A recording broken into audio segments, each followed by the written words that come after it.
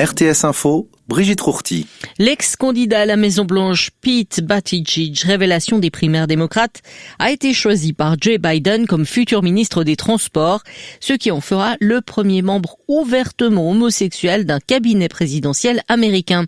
Sa nomination, d'abord annoncée par les médias américains, a été confirmée hier soir par l'équipe du président élu. Ce choix devra être validé par un vote du Sénat.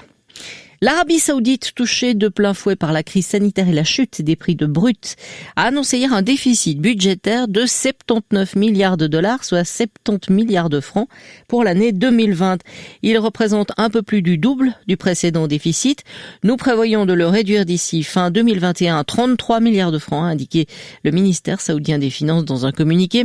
Plus grande économie du monde arabe et premier exportateur de brut au monde, cette riche monarchie a annoncé en mai un plan d'austérité prévoyant un triplement de la taxe sur la valeur ajoutée et la fin des allocations mensuelles à ses citoyens en réaction à la chute historique du prix et de la demande du pétrole et à la pandémie.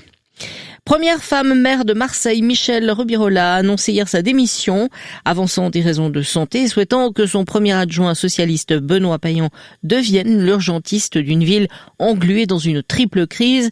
Michèle Rubirola, médecin dans les quartiers populaires, quasi novice en politique, avait été préférée à Benoît Payan, apparatchik du PS, pour rassembler la coalition de gauche hétéroclite du printemps marseillais. 8 pays européens, dont la France, se sont engagés à lancer leur campagne de vaccination contre le Covid-19 de manière coordonnée, ont annoncé hier leur ministère de la Santé dans un communiqué conjoint. Ces pays s'engagent aussi à partager rapidement leurs informations sur le déroulement de cette vaccination et promettent la transparence. Le communiqué diffusé par l'Italie est signé par la France, l'Allemagne, la Belgique, le Luxembourg, les Pays-Bas, l'Espagne et la Suisse. La Suisse qui reste par ailleurs plus chère que tous les autres pays européens. Les prix sont 55% plus élevés que la moyenne de l'Union européenne selon les données provisoires sur la parité de pouvoir d'achat publiées hier par l'Office fédéral de la statistique. En 2019, les Suisses devaient dépenser plus de 155 € pour un panier de marchandises coûtant en moyenne 100 € dans les 27 pays de l'Union, soit 173 au taux de conversion moyen. En football enfin, le Real Madrid a enchaîné une 4e victoire de rencontre Bilbao 3-1 en match avancé de la 19e journée. Le club merengue rejoint l'Atlético Madrid et la Real Sociedad en tête avec 26 points. Karim Benzema, auteur d'un doublé en fin de match, a offert la victoire aux Madrilènes dans le dernier quart d'heure. Bande brouillard ou de stratus probable sur le plateau ce matin avec un sommet vers 800 mètres.